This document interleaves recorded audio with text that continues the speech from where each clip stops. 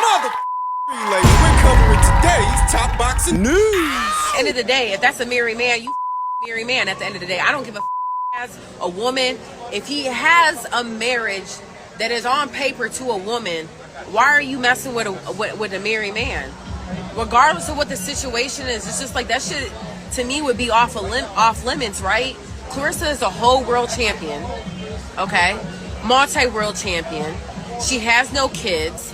She just had a movie come out about her life, and you're entertaining bullshit like that. At this point, she don't have nobody guiding her in the right direction. She don't have no good friends around her to let her know what she doing is some bullshit. While the status of Platypus's marriage to Ashton Martin is subject to some debate, what isn't is the lack of guidance, the lack of situational awareness we often see from Clarissa Shields, who has a biopic coming out. And when you do a biopic, when you do a movie about somebody, you want the audience to understand them and sympathize, maybe even root for them, where Clarissa is a very hard fighter to root for. What Alicia Baumgardner is highlighting here is that to the casual observer that may not be following this story as closely as I or you, she may appear a homewrecker. You're sleeping with a married man. I know that these are more liberal times, what is deemed acceptable in some circles. But it is still deemed unacceptable in others, that if the goal of a Clarissa Shields biopic is to galvanize the crowd and make them root for her, well, some of them won't, on the premise that she's a homewrecker. There are a lot of people that already don't like Clarissa, for a good number of reasons. What her younger brother did to James Ali Bashir years ago, sneaking him, sucker punching him in the back of the head when he wasn't looking. There are some people that blame her for that. If for no other reason than he is a member of her entourage. She brought him where she could have left him at home. The way that Clarissa carries herself in the public eye, that unless you're groveling at her feet and kissing her ass, she ain't too good with people. She's not too good with her contemporaries either. It seems like she's always tearing somebody down, whether it's Alicia Baumgardner or Amanda Serrano, Katie Taylor. Some people don't like her for that. They feel she's always trying to steal everybody else's thunder, try to make everything about herself. People that don't like her for that. So that when I see Alicia Baumgardner chiming in on what is this extramarital affair that Platypus is having with Clarissa Shields, I guess that's just one more reason not to like her. She's got this upcoming Danielle Perkins fight, which is happening in the shadow of this love triangle. There's more people talking about Clarissa bumping uglies with Papoose than they're talking about her fight with Danielle Perkins. She's been having it out with a lot of people. Before she started having it out with Ashton Martin over her relationship with Platypus, before that she was having it out with Cameron Giles. And before that, right before that, it looked like she was having it out with Amanda Serrano over the reported viewership for Amanda's rematch with Katie Taylor. It's always something. And she was having it out with Alicia Baumgardner over Alicia's call-out that Alicia said she'd be willing to meet her at 147 pounds, where Shields now wants it at 154, which I'm not even sure she can make because her next fight is at heavyweight. Do you think she'll ever move back down? Oh, the women do fluctuate in weight a lot more than the men do, but with Clarissa, I don't know. She's already vacated 2 of the 4 titles she used to hold in the middleweight division, and I don't see her returning to middleweight anytime soon. You figure that if she beats Danielle Perkins in her next fight, the lowest she might drop after that is 175 for either Che Keneally. That's who I thought she was going to fight. WBA champion Che Keneally or IBF champion Lonnie Daniels in what is the light heavyweight division. That if Clarissa beats Danielle Perkins, I could then see her staying at light heavyweight for a while, at least long enough to fight those fighters. Unify with those fighters, but dropping all the way back down to 160? I don't see that in the near future. I figure whatever 1 or 2 titles she still holds there, she will likely drop those titles very soon, hitting the reset button on that division. Do you think this love triangle lends itself to Clarissa's profile? In a manner of speaking, it might. That there are people outside of the boxing sphere that might now be talking about her, but unless that lends itself to her overall ticket sales or viewership, the ends don't really justify the means. And they have to. Back in Floyd Mayweather's heyday, he was quite deliberately playing the heel, what I consider an homage to Ted DiBiase, the $1 Million Man. That's kind of like how Floyd was marketing himself. He was the bad guy, and it worked for him. It did pay off. It did lend itself to his profile and what he makes per fight. Whereas with Clarissa, now I don't know that Clarissa is playing the heel so much as she is a heel. And irrespective of whether she's doing that deliberately or not, it doesn't seem to lend itself to her profile per se in terms of ticket sales and viewership.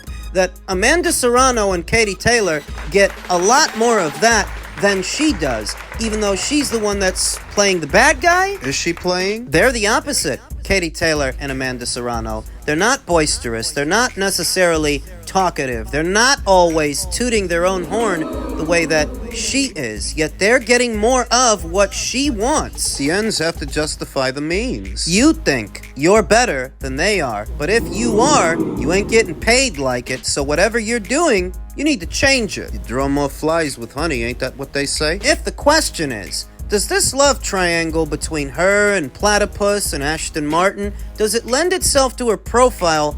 Maybe, but unless that's resulting in an uptick in ticket sales or an uptick in viewership, it really doesn't matter.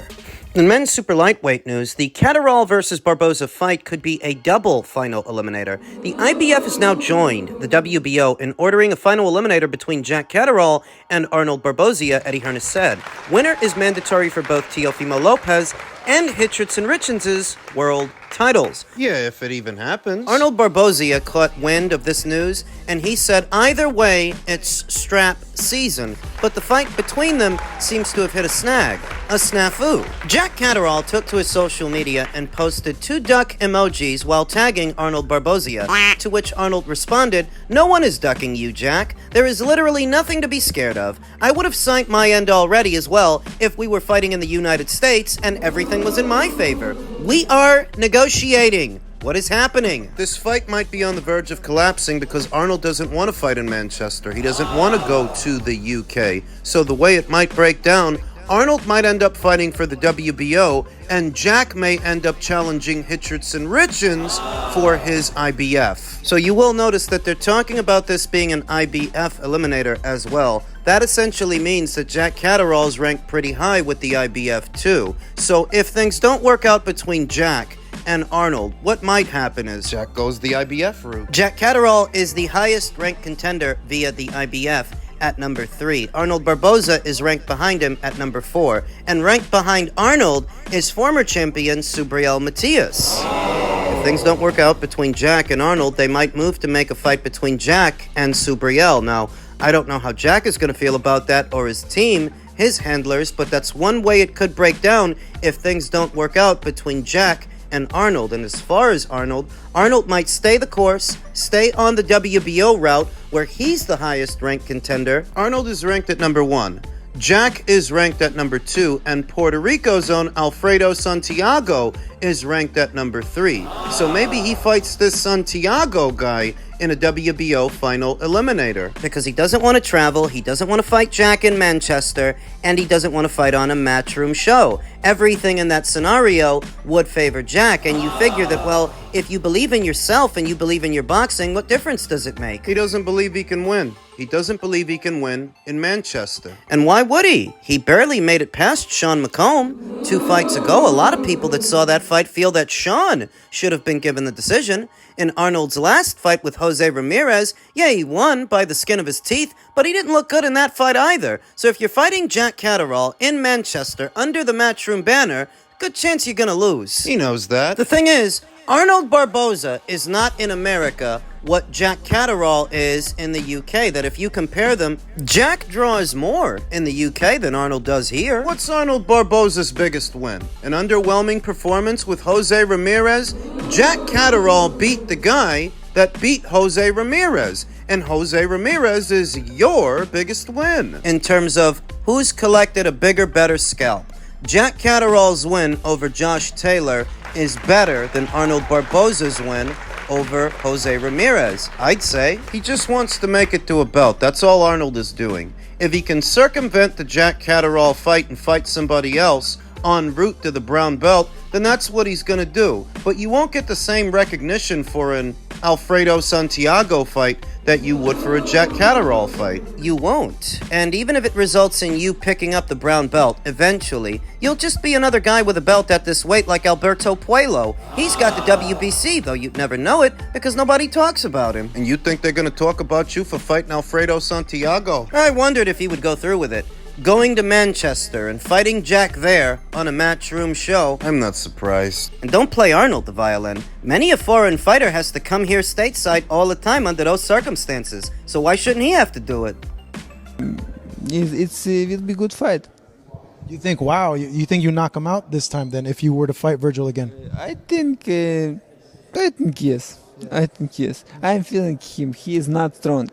You know, it's me. Before me, he's 18 knockouts. He's knockouts machine. No, I don't feel this. I don't feel this in the fight. He's not very stronger boxer. He's not bad boxer. Yes, he's good move. He's a good press, and he's not big puncher, you know. Sergey Bohachuk says that Virgil Ortiz is good, but he couldn't feel his power at all, and he doesn't know how he has 100% knockout ratio. Perhaps it's because Virgil is a smaller fighter that moved up in weight. That most of his knockouts were down there at welter, whereas here and now, he's at junior middle. Is this just Sergey Bohachuk being salty that he didn't get the decision? Is he just taking the piss, or is there any evidence of what he's suggesting? Well, a couple of fights ago, Sergey was knocked out by a non-puncher in Brandon Adams, a guy who's not necessarily known for power, whereas Virgil... He didn't knock Sergey Bohachuk out. He didn't even knock him down.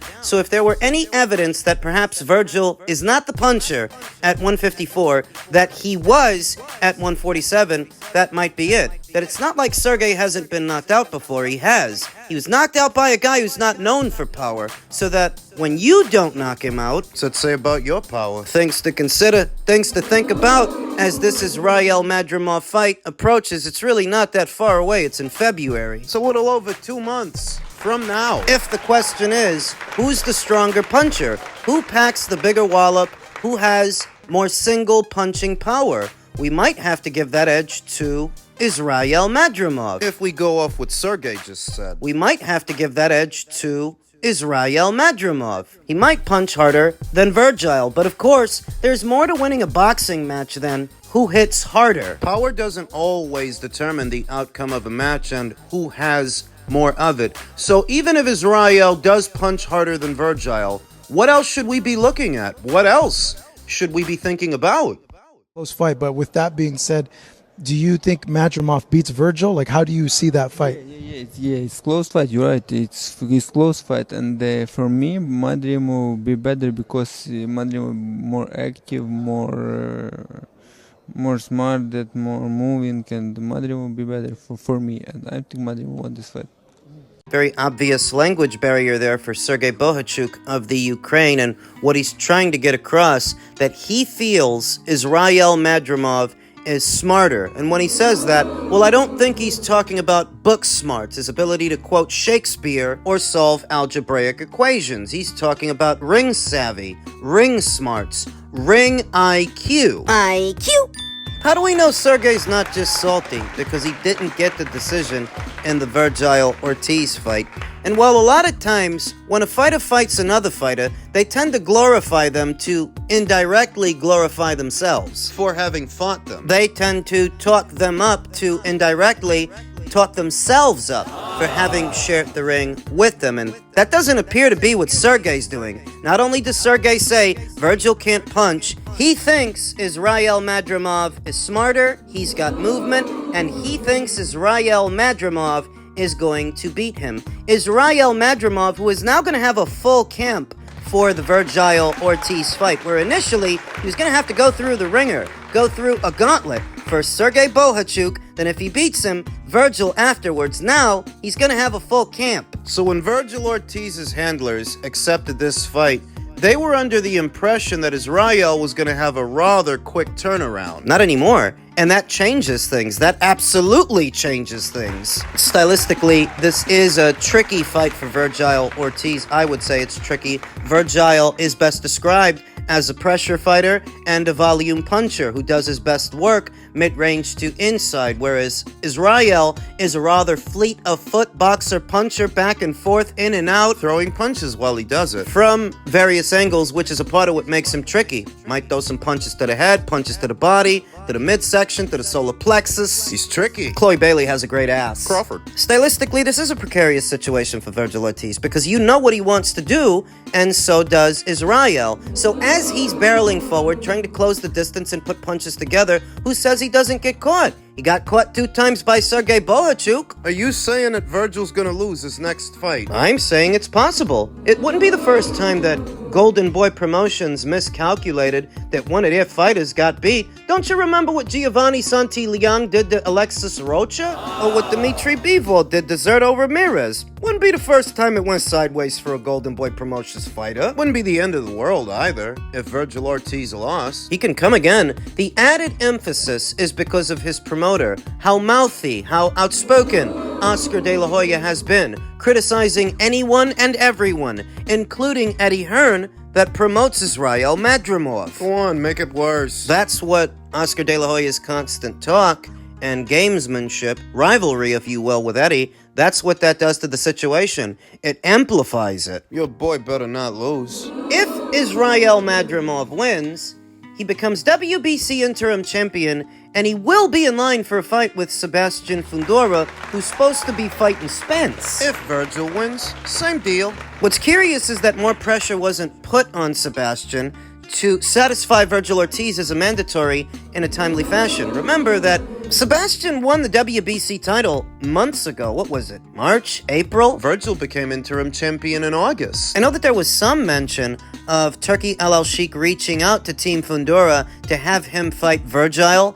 on this upcoming February show, but what about via the World Boxing Council? What about them? The story was Team Fundora rejected the Ortiz fight. But why didn't the World Boxing Council order it at their annual convention? That would have put that much more pressure on Sebastian Fundora to fight the people he's supposed to fight and not a welterweight coming off a loss. One less belt to bring to a Spence fight. We know that the WBO is not sanctioning that fight. Would have been a lot better if the WBC followed suit, and they didn't sanction it either. I think Sebastian Fundora is a more winnable fight for Virgil than Israel. That's the point.